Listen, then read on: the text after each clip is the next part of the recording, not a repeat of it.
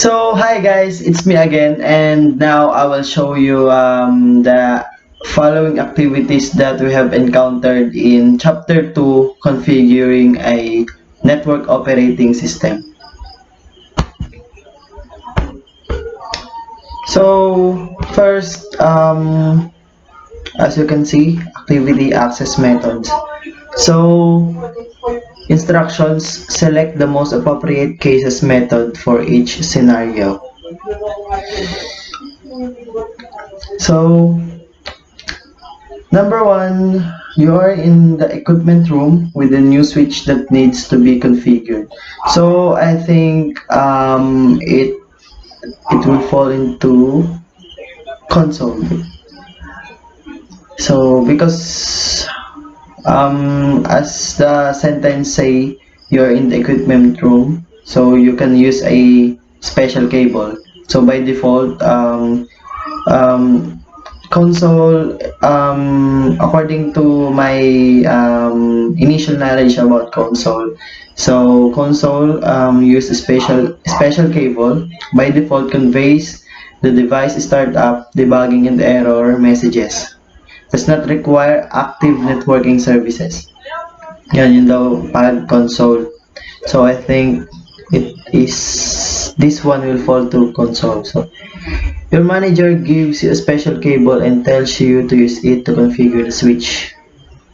So I think it will also fall into console because of the special cable, as I already said a while ago on the previous scenario. So last, number 3, you access to iOS by using another intermediary device over a network connection. So I think it is for Telnet or SSH. By my initial knowledge about Telnet is a method for remotely establishing CLI session of a device through virtual interface over a network. Requires active network services on device. SSH num SHA hmm, and SSH Secure Shell Protocol provides remote login with more secure network services than Telnet. Has a stronger password authentication and uses encryption when transporting session data. Requires active. Also, it also requires active networking access. So, as you can see, as I said, both Telnet or SSH requires a uses remote access where you can access the network remotely or without any use of a special cable. So let's check. It always says incorrect. Now let's move on to another activity. Configure switch host name. So it says we're on a privilege exec mode. We're going to access the global configuration mode by typing configure terminal. So now, as you can see, we're now on global configuration mode, and we will have to configure the switch host name. So what we have to do is to type host name space sw dash floor dash 1. So press enter. Oh, I'm sorry, it should be host name space hw dash floor dash that this one was underscore. Sorry for my mistake. So enter. So successfully configured the switch hostname. So let's move on to another activity. So password encryption. So as you can see, we are on um, uh, global configuration mode. So we have to type service password and I will dash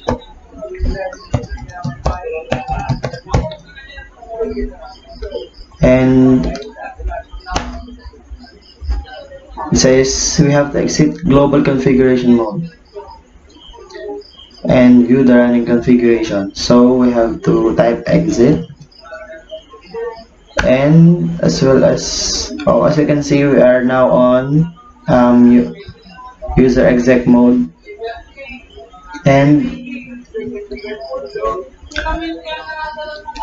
ah I think it's now we have to type show running config. So it says we have successfully encrypted the plain text passwords. So let's move on to another activity, which is limiting the access to switch.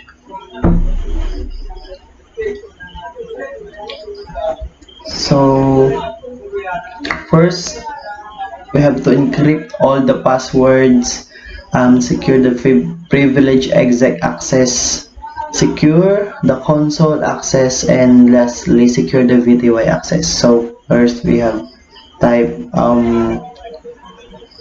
service password encryption.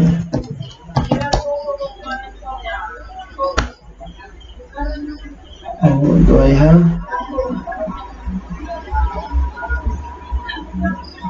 We have this enter in the full command. Type. Where's my typographical error? Service pass. Oh, it has no R. I'm sorry.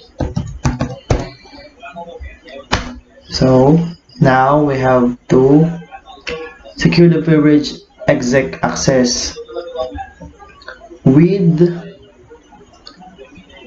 the password class. Enable secret class.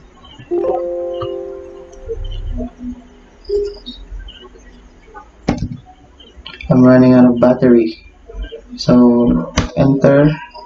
So secure the console line. Use the password Cisco and allow login. So now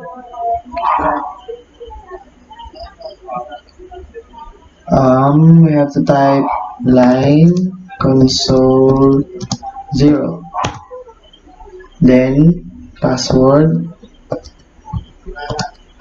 Cisco, and then login. Okay, and now secure the first 16 VTY lines. Use the password Cisco and allow login. So line, so it says first 16, so we have to type line VTY 015. It starts with 0. And also use the password Cisco. Password Cisco and password Cisco. Now, and we're going to allow login. So we have successfully limited the access to switch. So let's move on to another activity.